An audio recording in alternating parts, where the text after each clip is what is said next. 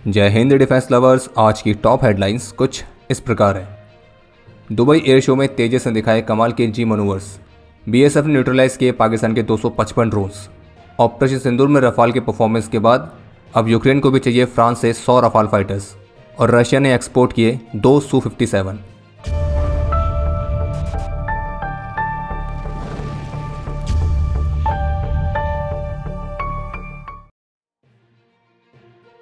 तो जैसा कि पिछले डिफेंस अपडेट में हमने आपको कहा था कि दुबई एयर शो के दौरान जब भारत का स्वदेशी फाइटर जेट तेजस अपने कमाल के मनूवर्स दिखाएगा तो उस दौरान उन मनूवर्स को परफॉर्म करते समय न केवल एयरक्राफ्ट का तेल जलेगा बल्कि उसके साथ साथ हमारे ही पड़ोस के कुछ लोग हैं जिनकी कुछ और भी जलेगी और जो कि कल से जलना भी स्टार्ट हो चुकी थी। और इसी के तहत जो पाकिस्तान के कुछ पोर्कीज हैं तो वो अपने प्रोपेगेंडा अकाउंट्स के माध्यम से तेजस को लेकर एक डिस इन्फॉर्मेशन कैंपेन रन कर रहे थे, खास करके तेजस की एक वीडियो को लेकर जिसमें वो क्लेम कर रहे थे कि इस वीडियो में तेजस का ऑयल लीक कर रहा है और जिसको कलेक्ट करने के लिए नीचे एक बैग रखा गया है। और पिछले अपडेट में हमने आपको ये भी स्पष्ट किया था कि इस तरह के क्लेम जितने भी अकाउंट्स के द्वारा किए जा रहे हैं वो केवल पाकिस्तानी ही अकाउंट हैं। किसी ने भी पाकिस्तान द्वारा किए जाने वाले क्लेम्स को इंडिपेंडेंटली वेरीफाई नहीं किया है, जो कि बहुत ही स्पष्ट है कि जिस तरह से चीज़ें दिखाया जा रहा है वैसा बिल्कुल है भी नहीं। बाकी अपडेट यह है कि तय समय के अनुसार दुबई एयर शो के दौरान तेजस मार्क 1A फाइटर जेट ने एक कमाल की परफॉर्मेंस दिखाई थी जिसमें हाई जी टर्न्स भी परफॉर्म किए गए थे। और वही एक वीडियो आपको स्क्रीन पर दिख भी रही होगी। लेकिन हम आपको ये क्यों बता रहे हैं? हम आपको इसलिए बता रहे हैं क्योंकि हमें पूरी उम्मीद है कि हमारे पड़ोस में जो कुछ पाकिस्तानी हैं जिनका दिमाग घुटनों पे या फिर घुटनों से थोड़ा सा ऊपर ही रहता है, तो उन जाहिलों को अगर उनके प्रोपेगेंडा हैंडलर्स ये वीडियो दिखाएंगे और ये बताएंगे कि देखो तेजस में आग लग गई है, उसमें से धुआं निकल रहा है, तो वो ये मान भी लेंगे और फिर इसके साथ वो शुरू करेंगे नया डिसइंफॉर्मेशन कैंपेन। पर खैर जिनका दिमाग घुटनों में या घुटनों से ऊपर ये तो उनको आप कुछ भी बताओ तो उनके समझ में नहीं आएगा। बीएसएफ के सीनियर ऑफिशियल की तरफ से बताया गया है कि इस वर्ष बीएसएफ ने 255 पाकिस्तानी ड्रोन्स को न्यूट्रलाइज किया है जो कि पाकिस्तान द्वारा भारत में हेरोइन और वेपन्स की स्मगलिंग के लिए इस्तेमाल किए जा रहे थे। बाकी जैसे कि सर्दियों का मौसम आ चुका है तो ऐसे में बीएसएफ ने अपनी सर्विलेंस को और मजबूत कर दिया है, क्योंकि अक्सर धुंध का फायदा उठाकर जो स्मगलर्स हैं वो ड्रोन्स का इस्तेमाल करके वेपन्स हेरोइन इनकी स्मगलिंग को बढ़ाने का प्रयास करते हैं।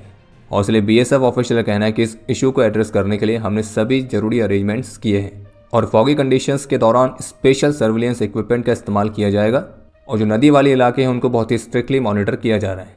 और इस वर्ष 14 नवंबर तक बीएसएफ ने अलग अलग ऑपरेशंस में ड्रोन्स को न्यूट्रलाइज करके 329 किलोग्राम तक की हेरोइन, 16 किलोग्राम तक की आईसी, 191 वेपन्स, 12 हैंड ग्रेनेड्स और करीब 10 किलोग्राम से अधिक के एक्सप्लोजिव्स को भी रिकवर किया है। इसके अलावा कुछ ऐसी भी रिपोर्ट्स देखने को मिली हैं जिनके मुताबिक भारत की जीटीआरई और फ्रेंच फर्म सैफरन जो भारत के अपकमिंग फाइटर जेट्स के लिए स्वदेशी नेक्स्ट जनरेशन के फाइटर जेट इंजन को विकसित करने पर काम कर रहे हैं, तो इस स्वदेशी जेट इंजन के डायमेंशंस यूएस के F414 जेट इंजन के जैसे ही मैच करने की कोशिश की जाएगी ताकि उन्हें बाद में एमका के साथ साथ तेजस मार्क 2 में भी आसानी से इंटीग्रेट किया जा सके।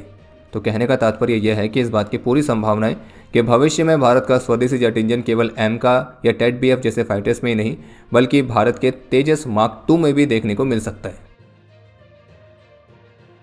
ऑपरेशन सिंदूर के दौरान पाकिस्तान के मल्टीपल एयर बेसिस पर भारत ने कितनी कमाल की आर्ट बनाई थी ये तो आप सभी जानते ही हैं।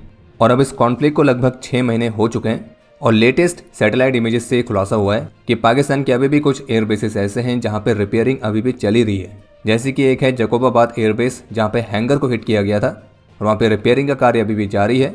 इसके अलावा सैटेलाइट इमेजरी एनालिस्ट की तरफ से इस बात का भी खुलासा किया गया है कि पाकिस्तान ने रावलपिंडी नूर खान एयरबेस पर एक नई फैसिलिटी को बनाने का कार्य शुरू किया है और ये एयरबेस भी उन्हीं में से एक है जिनको इंडियन फोर्सेस ने ऑपरेशन सिंदूर के दौरान टारगेट किया था। और जो सैटेलाइट इमेजेस है वो इसी बात का खुलासा कर रही हैं कि जिस हिसाब से पाकिस्तान को अभी भी अपने मल्टीपल एयरबेसिस को रिपेयर करने में काफ़ी स्ट्रगल का सामना करना पड़ रहा है, तो ये भी दर्शाता है कि भारत ने किस लेवल का पाकिस्तान को डैमेज दिया था कि लगभग 6 महीने से भी अधिक का समय हो चुका है और रिपेयरिंग अभी भी चली रही है।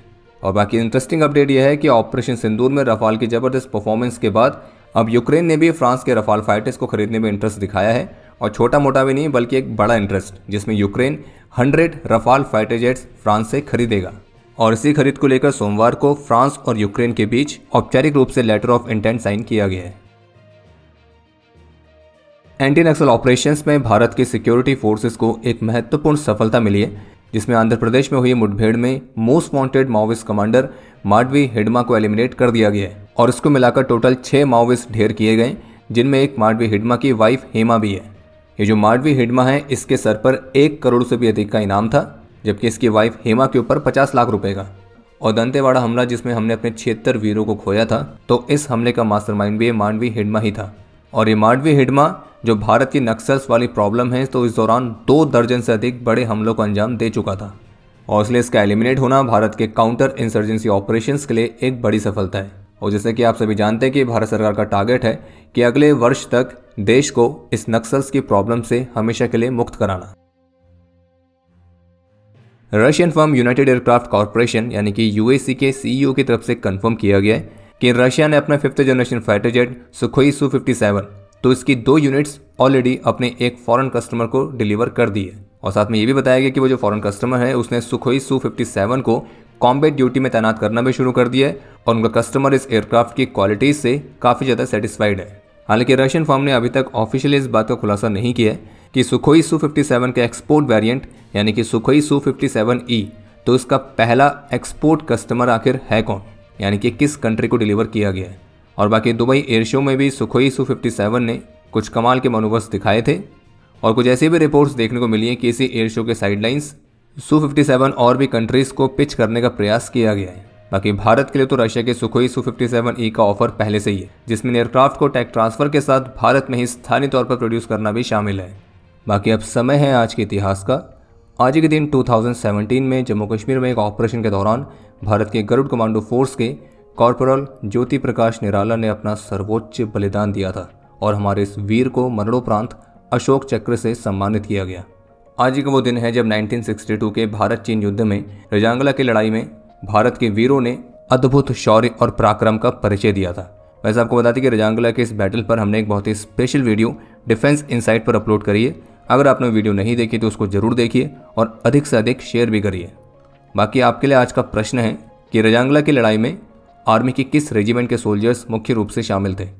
और अब समय है आज के टॉप 3 कमेंट्स का, जो ये रहे आपकी स्क्रीन पर।